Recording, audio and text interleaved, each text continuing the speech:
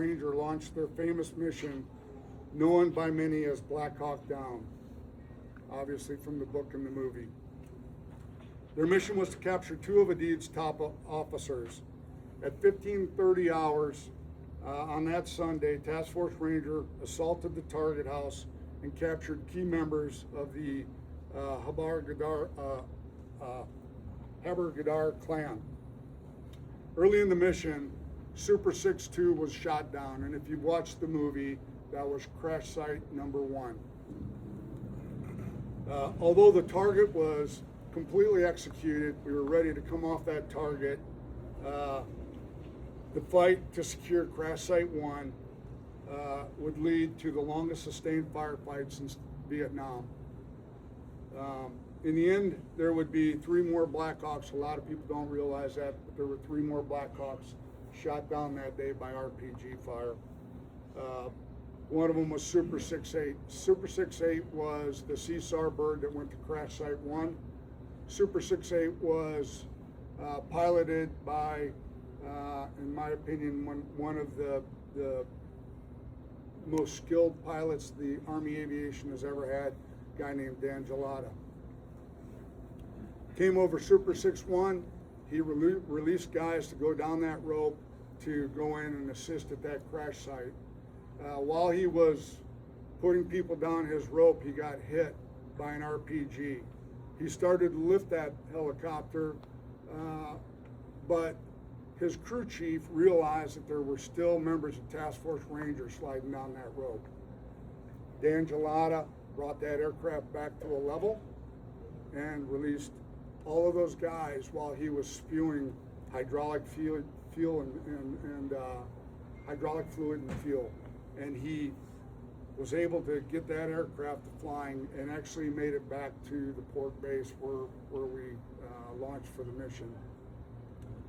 Super 6-4 was crash site 2. If you've seen the movie, read the book, you know that Michael Durant was in that helicopter.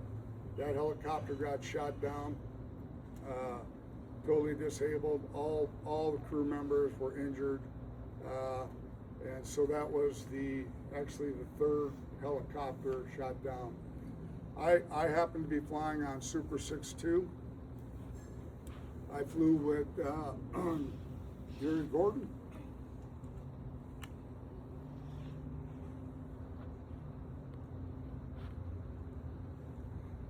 I flew with Randy Shugart, and we went to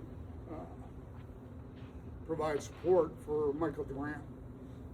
Prior to that, though, the crew chief in my helicopter, Super 6-2, got shot through the hands, Paul Shannon. And when Paul got shot through the hands, I was right there. I saw him. I wondered why the minigun stopped firing. And so I gave Paul my rifle, pulled him off, helped him with his hands, and then I got on the minigun. And I'm alive today because I was on that minigun. Because when we went in to secure the site at 6-4, Gary and Randy went out. I stayed on the minigun to give them support. We lifted up, we were supporting them, and then we were the 4th bird to get the RPG. Obviously, I lost my leg from that. We crashed just short of the port, but we were far enough off that it made it very hard for the SNA to come in and assault on us. Again, there was a lot of reasons why I shouldn't have survived. I probably would have bled out, but Dan Gelada, the same pilot who flew the Caesar bird back after being hit, after being cool enough to release guys on that rope, got into another Black Hawk, and it wasn't certified. It wasn't certified to fly, but he didn't care. He said, "I'm taking it anyways." And Dan Gelada came out to the port where, had he not, I probably would have bled out. I would have perished. But Dan Gelada picked me up and got me to a MASH unit in which the skill of all of those guys kept me alive. Again, I was very close to passing, but they did their job. They were the 410th Medical Unit, which a lot of people don't get to hear about. In the book and in the movie, we talk a lot about, you know, those ground force assaults, the task force, but there were a lot of supporting people. That day, we lost 18 guys in that battle. We had 84 wounded. We would have had a lot more loss had we not had the physicians, the medics, and the 410th that did the work they did. Those guys ended up doing 36, 40, 42 hours of surgeries to save lives. In fact, that battle, so many wounded that they ran out of blood. They called up service members on the base and had them come in and give blood. They were service members were volunteering to give blood to keep people alive, and to talk to the surgeons, to talk to those who worked that day. They talked about how odd it was to handle warm blood and be feeding it over to these guys who were in need. And so it was an amazing effort, often not talked about. There's a very good YouTube video that I did as part of the Survivor series with Black Rifle Coffee. I like that because it was a chance to highlight what those people did in support of Task Force Ranger. Anyhow, that's my Reader's Digest of my part of the battle. What I will tell you is that battle went on much longer than after about 4 hours, I was out of that battle. That battle went 18 hours. And when I was waking up from surgery, there were still people coming in from that battle. So what I'd like to do is read the names of the men who perished from Task Force Ranger. And I will start with the 160th, the Aviation Unit. CW3, Donovan Briley. CW4, Raymond Frank. Staff Sergeant William Cleveland. Staff Sergeant Thomas Field. CW4, Clifton Wilcott. From USASOC, we had Staff Sergeant Daniel Bush, Sergeant First Class Randy Shugart, Master Sergeant Gary Gordon, Sergeant First Class Earl Fillmore, and Master Sergeant Timothy Martin. Also part of the force, 2 days later, the same day that they did a memorial service for the men that died on the 3rd, on October 6th, we lost another member who was the last of our task force that we lost, and that was Matt Ryerson. Trish Ryerson lives locally. She's still up in Cameron, but we also lost Matt Ryerson on the 6th.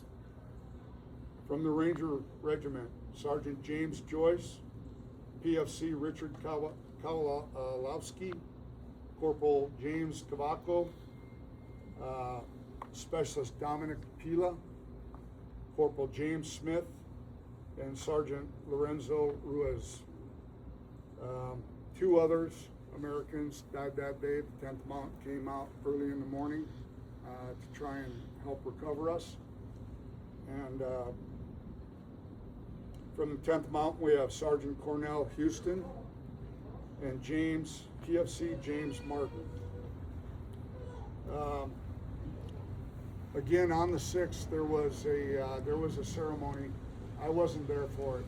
I was evacuated and pushed to launch stool, so I wasn't there for this. But there was a poem written, and it was really about the Night Stalkers, and I took some liberties because the poem addresses everybody in the force, and not just that day, but for every mission we did. We had a great force. I feel privileged to have served and walked beside so many great Americans. So I'm just going to read this poem, and this was really about the ceremony that I wasn't at. When the roll was called that morning, we listened to their names. We paused in solemn silence. For each it was the same. None answered to the roll call. Each one had passed away. We felt the pain and the anguish on that sad and mournful day. Each of us who knew them knew it was not their last fight, for God will take them home. With him, they'll make their last flight. Only those who fought with them on their final day know what heroes they really were. Yes, heroes we will say. For each of them was concerned with the welfare of others. The selfless love they possessed makes us a band of brothers. There were no hesitations. The bullets round them flying. They came to help their buddies, for they knew they were dying.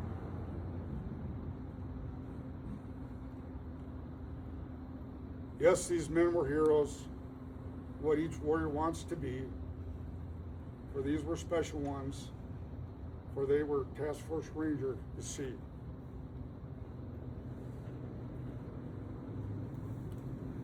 You'd raise your glass.